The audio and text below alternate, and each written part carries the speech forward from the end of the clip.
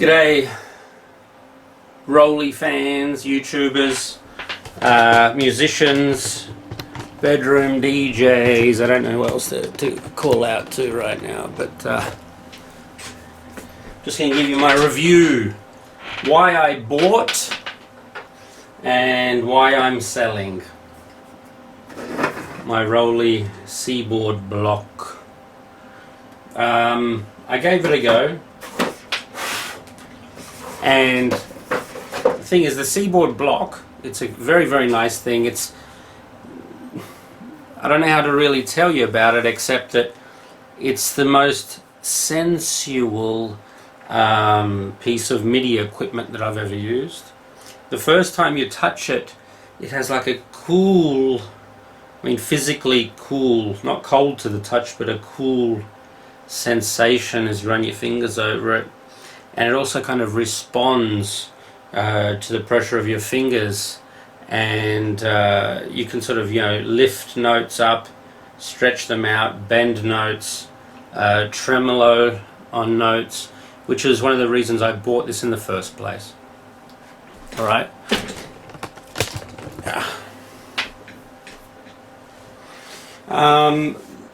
I'll give you 3 reasons. Fuck it. Yeah, alright, I'll give you sorry. I'll give you 5 reasons why this is good. Right? Okay. Yeah, 5 reasons why this is good. I want to turn my lights on. Oh no, I haven't plugged them in, bugger. Alright, so now let's see. We've got 5 reasons that you should buy a Rolly product or Seaboard Rise. Not necessarily Seaboard Rise or Seaboard Block or Light Pad Block. You don't have to particularly focus on one of them.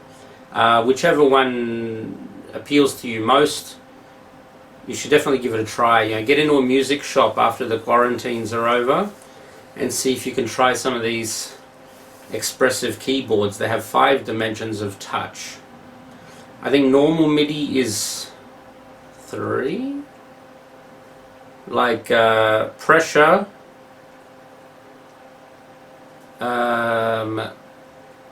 aftertouch, pressure sensitivity, and release. I don't know. But anyway, there's 5 on the Rolly products. And the reason that I bought the Seaboard Rise, sorry, this is not Seaboard Rise, it's the Seaboard Block, is because of its compact size. So number 1, it's the most compact Rolly keyboard or C-board that you can get. It's the most compact one. And it's very nice to touch and it's very expressive. And it's got Bluetooth. Reason number 2. Alright, so you don't have to have cables to use this. You can power it via USB-C, and once it's charged, I think it lasts a few days, so you can carry it around with you, or you can just leave the USB-C plugged into your laptop or whatever, so that it's always charged to maximum. But if the cable ever comes loose, it'll keep playing without a problem, because it is Bluetooth. Of course, you can use USB-C directly into your PC or laptop if you want to. Reason number 3, reason number 3, I like the form factor, that it's just about the size of a computer keyboard.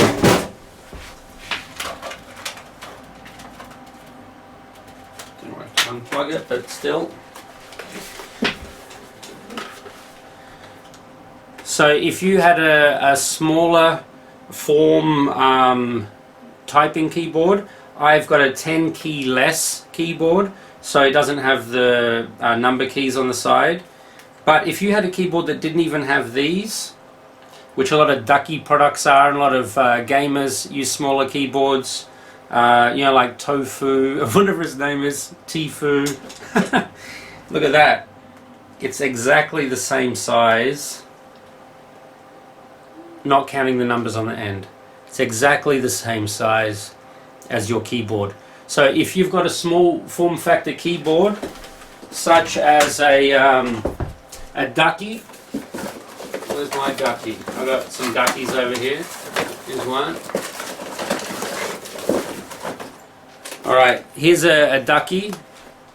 Small form factor keyboard. And then here's the Seaboard block. They are gorgeous together, aren't they? Or like this. I mean, you'd be pretty happy because this thing is portable. This thing is portable. You take your laptop or whatever and you've got a little portable studio. That's a very, very good reason. The form factor is awesome. You can stick it in your laptop, take it anywhere. Reason number 4 is it's just weird. Alright, it's a weird product. It's unusual. It's not normal. It is expressive in a way that nothing else is, and therefore you get a bit of a wow factor with your music. And I'll admit it, the reason I bought it mostly was for the wow factor of being able to sort of, you know, tremolo notes and bend notes and play flutes and wind instruments without it sounding like a sticky MIDI awful thing. And reason number 5, I was just curious. If you're curious about getting 5 dimensions of expressiveness from your playing, then I would highly recommend getting a Rollei product. If not, the Seaboard block. It's gorgeous. Alright, you have to register these, and I'm selling mine. The reason I'm selling, it's very straightforward. I bought myself the Rollei Seaboard Rise, the bigger one, for a Christmas present. And after that, this one seemed a little bit obsolete. And now I just want to tell you 5 reasons that I'm selling it. Alright, 5 good reasons to not have this. Alright, reason number 1 is not a great reason, it's actually a pretty weak reason, but it annoys the hell out of me. Cat hair sticks to this like you wouldn't believe. You know, having a cover for it is very important, so nothing sticks to it or nothing sleeps on it when you're not around. But it's better probably not to have the cats in the studio whatsoever, rather than worry about the cat hair sticking to your Rollei gear. But for some reason, it's like it's not statically charged; it's rubber. But for some reason, cat hair seems to want to sleep on this, and it's quite distracting for me. I don't like removing things off of it before I have to start playing. It's a little annoying. And if you sit it on a couch or something, then even the bottom of it will attract a lot of cat hair. It's like a rubbery silicone kind of feeling thing. And if you know cats and you know rubber and silicone, the hair just really magnetizes to it. Reason number 2, I'm literally just getting rid of it because I've got a bigger one and a better one. If you can do bigger and better than the block, I bought this because it was all I could afford at the time. I used it for a while, and now I've got a bigger, better one. Easier to play, more fun to play.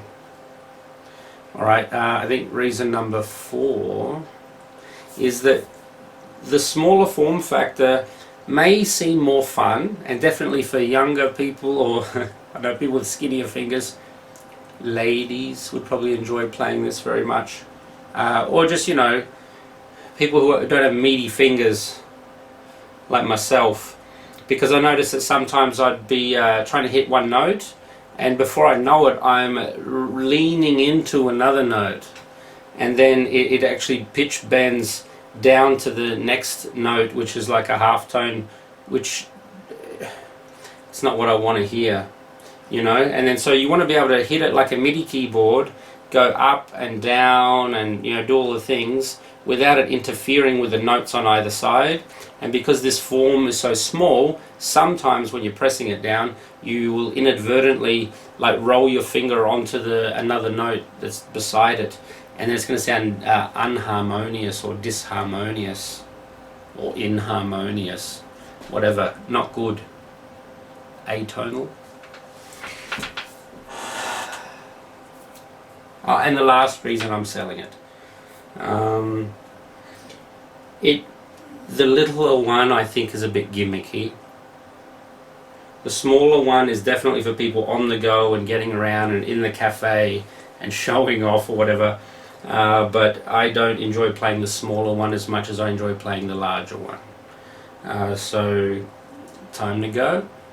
And because this thing cost me €100 second hand, I'm going to try and get $200 for a second hand as well. I used it for a few months. I'm going to put it all back perfectly packaged the way it came. I have to deregister this Rolly product on the Rolly webpage, and then so the next customer can register this product freshly by using the serial number on the back and the receipt from eBay when they are the winning bidder. Definitely spent a little bit too much money on Rolly products in the last few months. I don't regret it, but I definitely tried them out, and the Rolly Seaboard block is highly recommended for people who like a small form factor and maybe want to make music on the go, and maybe want to wow some people at the coffee shop by having a weird rubbery keyboard. It's much more impressive than one of those MPC, those MIDI keyboards that MPC make. Oh, they're dinky. I mean, they're cool and everything, they can do stuff, but they look cheap. They sound cheap. They look cheap. This, on the other hand, is a quality product, and I would still go out and try it out if I had a chance, and I hadn't seen them before. Thanks for tuning in. My name's John Green. This is More Bass, More Beats. We're on the west coast of Ireland here, in the county of Sligo, and I've just got my little home studio thing going on here, and trying to give you some updates on what's going on in the studs. If you'd like, leave me a comment if you want to discuss something. Otherwise, give me a like and subscribe so you can see the next videos coming up. I make new tunes every weekend, so you can hear them. Next one's coming out on the 1st of January. Stay tuned. Oh, I forgot one last thing. There's one last important point with Rolly Seaboard block.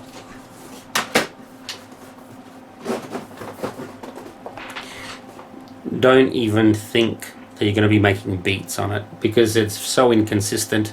Every time you hit the pad, the pressure is going to be registered at a different register, and therefore it's going to be difficult to make consistent beats with something like this. And also, it's not going to be much fun because you don't get the response from the keys while you're hitting them the same way as you would from something like an MPC MIDI keyboard, or any other small MIDI keyboard. I've ordered a small MPC 8 or whatever it is, the one with the 8 pads. I'll give that for drums, but this thing, don't use it for drums. Only good for expressive instruments. Great with Equator software, great with the software that it comes with, and the software is worth hundreds of euros or dollars in itself. So good for everything: wind instruments, saxophony, clarinet, beautiful oboe, whatever you want to play on here, trumpet sounds, things like that, but not beats. Alright, that was the thing I forgot to mention. But now you know, John Green.